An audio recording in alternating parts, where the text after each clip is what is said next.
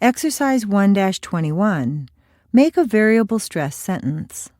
Now you decide which words should be emphasized. Write a normal, everyday sentence with at least 7 words and put it through as many changes as possible. Try to make a pitch change for each word in the sentence and think about how it changes the meaning of the entire sentence.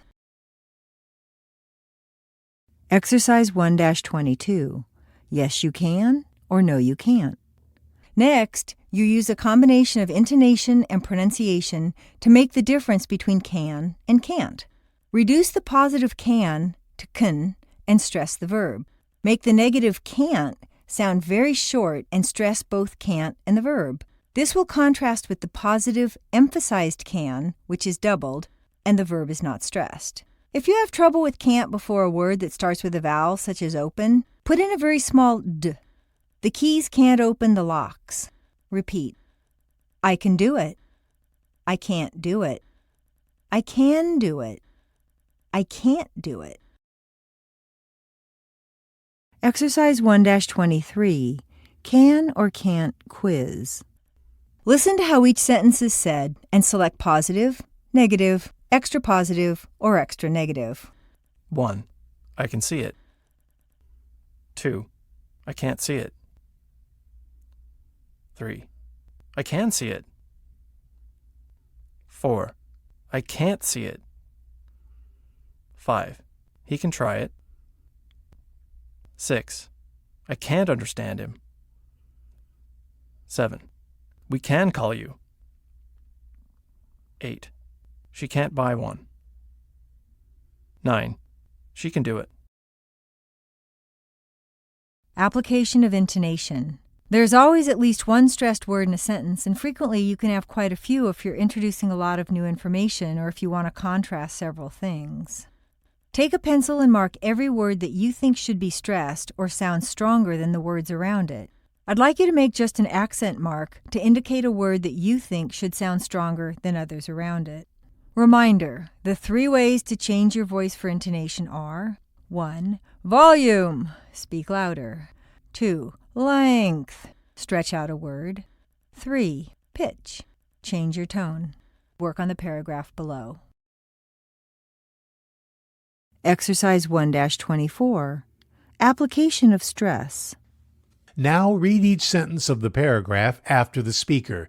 Use your rubber band, give a clear pitch change to the marked words, and think about the meaning that the pitch is conveying. Hello. My name is Anne. I'm taking American accent training. There's a lot to learn, but I hope to make it as enjoyable as possible. I should pick up on the American intonation pattern pretty easily, although the only way to get it is to practice all the time. I use the up and down, or peaks and valleys, intonation more than I used to. I've been paying attention to pitch, too. It's like walking down a staircase. I've been talking to a lot of Americans lately, and they tell me that I'm easier to understand. Anyway, I could go on, but the important thing is to listen well and sound good. Well, what do you think? Do I? Listen and make any corrections. After you've put in the accent marks where you think they belong, take a highlighter, and as I read very slowly, mark the words that I stress. I'm going to exaggerate the words far more than you'd normally hear in a normal reading of the paragraph. You can mark either the whole word or just the strong syllable, whichever you prefer, so that you have a bright spot of color for where the stress should fall.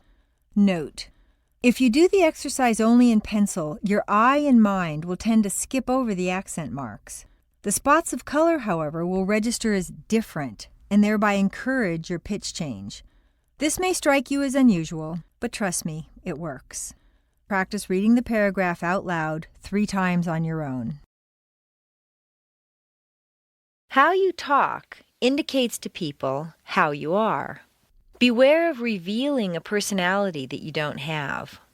There is no absolute right or wrong in regard to intonation because a case can be made for stressing just about any word or syllable, but you actually reveal a lot about yourself by the elements you choose to emphasize. For example, if you say, hello, this intonation would indicate doubt. You say, hello, when answering the phone because you don't know who's on the other end, or when you go into a house and you don't know who's there because you don't see anyone. But if you're giving a speech or making a presentation and you stand up in front of a crowd and say, hello, the people would probably laugh because it sounds so uncertain. This is where you'd confidently want to say, hello, my name is so-and-so. A second example is, my name is, as opposed to, my name is. If you stress name, it sounds as if you're going to continue with more personal information. My name is so-and-so, my address is such and such, my blood type is O. Since it may not be your intention to give all that information, stay with the standard, hello, my name is so-and-so. If you stress I every time, it will seem that you have a very high opinion of yourself. Try it. I'm taking American accent training. I've been paying attention to pitch, too. I think I'm quite wonderful. An earnest, hard-working person might emphasize words this way. I'm taking American accent training. Can I learn this stuff? I hope to make it as enjoyable as possible. I'll force myself to enjoy it if I have to. Although the only way to get it is to practice all the time, 24 hours a day.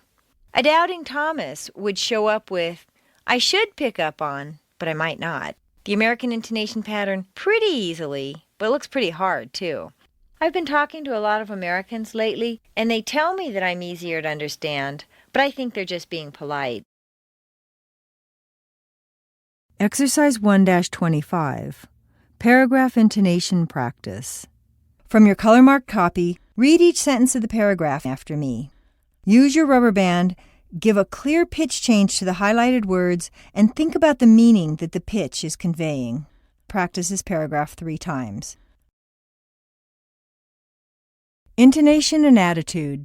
There are certain sounds in any language that are considered nonsense syllables, yet impart a large amount of information to the informed listener. Each language has a different set of these sounds, such as étonné in Japanese, in Spanish, in French, and in English. In this particular case, these are the sounds that a native speaker makes when he's thinking out loud, holding the floor, but not yet committing to actually speaking. Exercise 1-26, Nonverbal Intonation. The top 8 are the most common non-word communication sounds. They can all be nasalized or not, and said with the mouth open or closed. Intonation is the important factor here. Repeat after me. 1. Uh-oh. 2. Uh-huh. 3. Uh-uh. 4. 5. 6. 7. Ah. 8. Aha. Positive. Uh-huh. Uh-huh. Uh-huh. Negative. Uh-uh. Uh-uh. Uh-uh. Exercise 1-27, Sounds of Empathy. Let's see how well you interpret emotionally meaningful words. Number 1. Okay. Number 2. Okay. Number 3. Okay. Number 4. Thanks. Number 5. Fine. Number 6. Uh-huh. Number 7. No. Number 8. Sure. Number 9. Yeah. Number 10. So. Number 11. What? Number 12. Really? Number 13. Well. Number 14. I don't know. Number 15. Hey. Number 16. Yes. Number 17. Sorry. Number 18.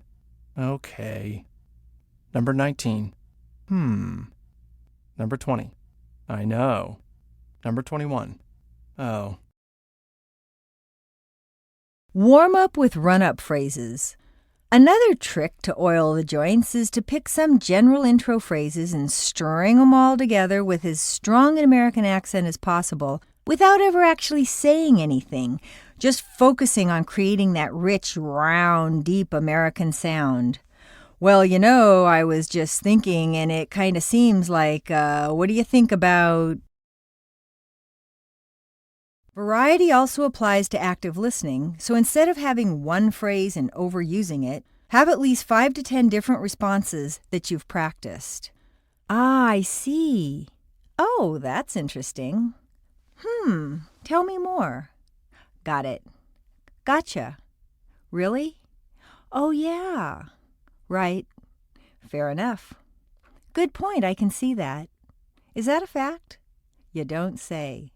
Wow, that's weird. Oh, no. That's too bad. Exercise 1-28. Reading with staircase intonation. Read the following with clear intonation where marked. Hello. My name is Anne. I'm taking American accent training. There's a lot to learn, but I hope to make it as enjoyable as possible. I should pick up on the American intonation pattern pretty easily, although the only way to get it is to practice all the time.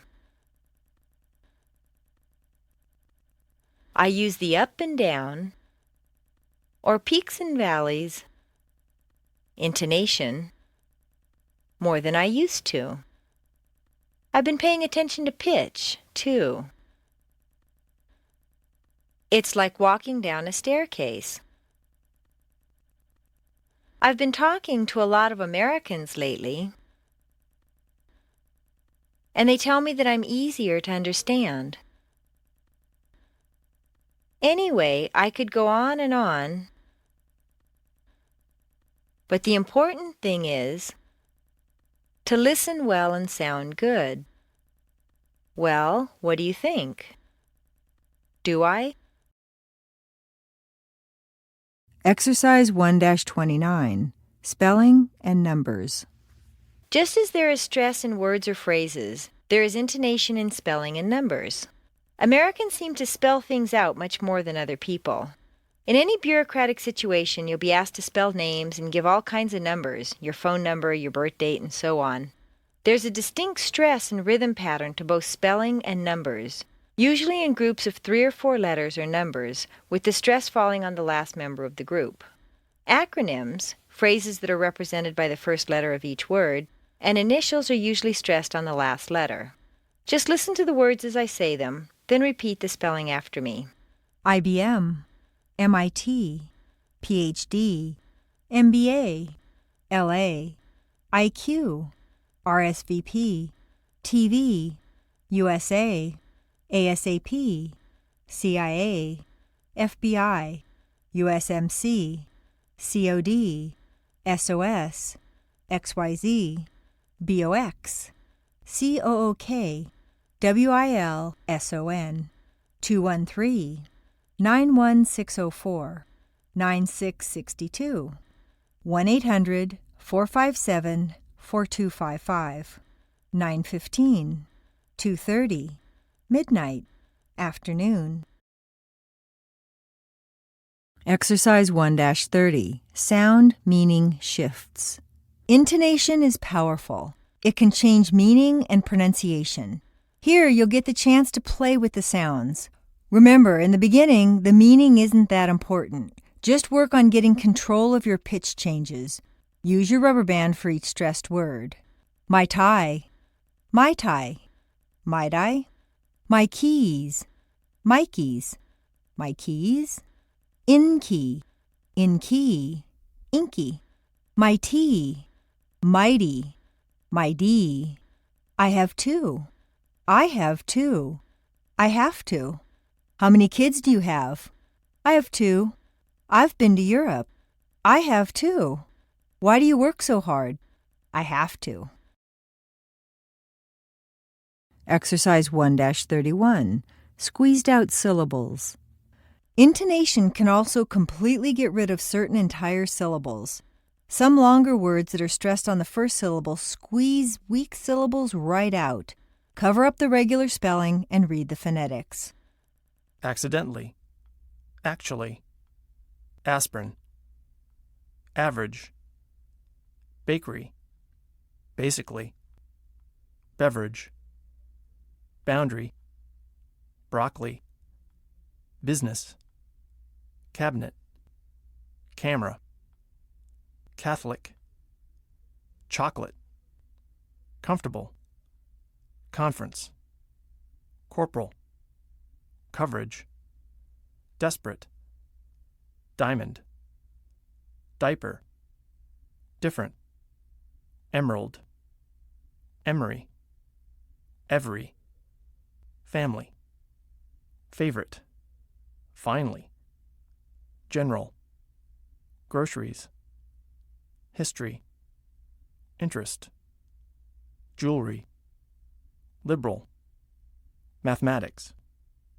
memory, natural, Niagara, nursery, onion, opera, orange, preference, probably, realize, restaurant, separate, several, theory, threatening, vegetable, victory,